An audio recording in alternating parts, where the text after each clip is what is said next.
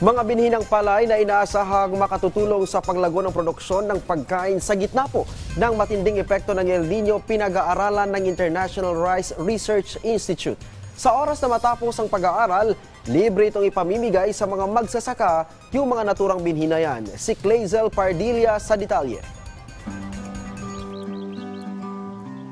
Ito ang International Rice Research Institute o IRI sa Los Baños, Laguna. Isa sa pinakamalaking agricultural research at training facility sa ating bansa. Pinag-aaralan dito ang iba't ibang klase ng binhi at mga estratehiya sa rice farming para matulungan ang mga magsasaka at mapasigla ang produksyon ng pagkain. Apat na bagong drought-resistant na binhi ng palay na matibay sa tag-init ang pinag-aaralan ngayon dito. Yan ang DLS R&I na direktang itinatanim sa mga sakahan na umaasa sa ulan at may patubig mula sa irigasyon. DLS R&I o transplanted na patutubuin muna sa punla bago itanim sa bukid. Sa inisyal na pag-aaral ng IRI, kaya nitong mabuhay ng walang patubig sa loob ng 3 linggo. Hindi agad nadudurog kapag inani at giniling, pahaba at malambot kapag sinaing. Pasok ito sa 5 taong kasunduan ng IRI at Department of Agriculture na gumawa ng mga binhi na mag-aangat ng produksyon ng palay sa harap ng banta ng mga kalamidad gaya ng El Nino, habang pinabababa ang gastos sa mga magsasaka at tinutugunan ang demand ng mga consumer. Isa doon is DSR.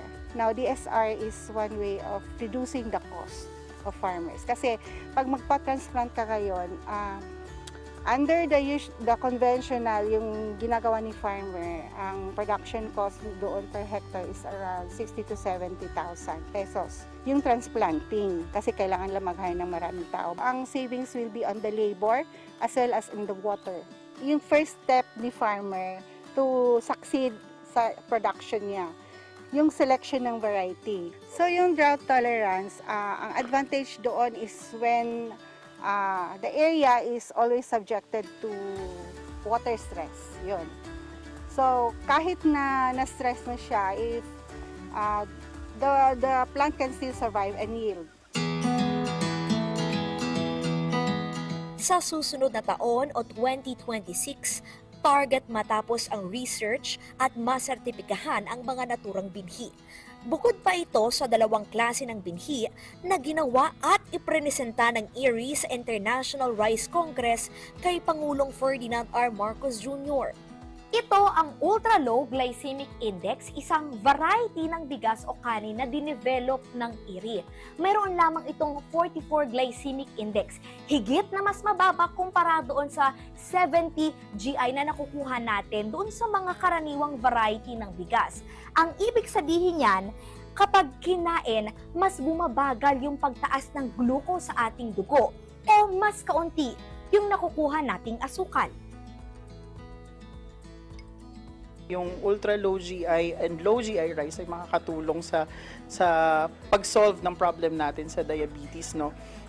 Yung diabetes ay isang prevalent problem natin, hindi lamang sa Pilipinas kundi sa buong mundo. Meron na tayong bigas at kanin lamang na makakatulong sa pagpapababa ng blood sugar level natin. Sa tulong ng teknolohiya, nabuo rin ang binhi ng palay na may mataas na protina. Yung high protein rice ay nakakatulong sa muscle growth. Nakakatulong ito dun sa mga bata na nagkakaproblema sa kanilang mga studies, no? Kasi yung protein ay nakakatulong ito sa pagpapaunlad ng ating brain activity. Sa ngayon ay may 132,000 accessions o iba't ibang klase ng binhi ng palay sa Rice Gene Bank ng IRI. Sila ay manatiling buhay at nasa pure state ang kanilang genetic identity nila para ma-preserve natin, ma-conserve ang kanilang itong mga genetic diversity na ito to sustain our food production, no? Yung food security ng ating generation At the same time, ma-utilize ito for the climate change, drought, salinity, yung flooding, or yung incidence ng mga bagong pests and diseases. Libreng ipinamamahagi ng IRRI ang mga binhi sa mga magsasaka, mag-aaral at researcher na nais itong pag-aralan ang paggamit ng teknolohiya at best practices.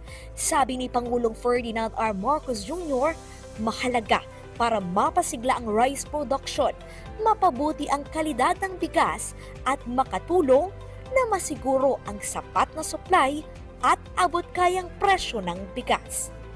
With every grain that we harvest, process, and consume, we gain the strength and nourishment that we need to continuously drive our lives, families, and nations forward.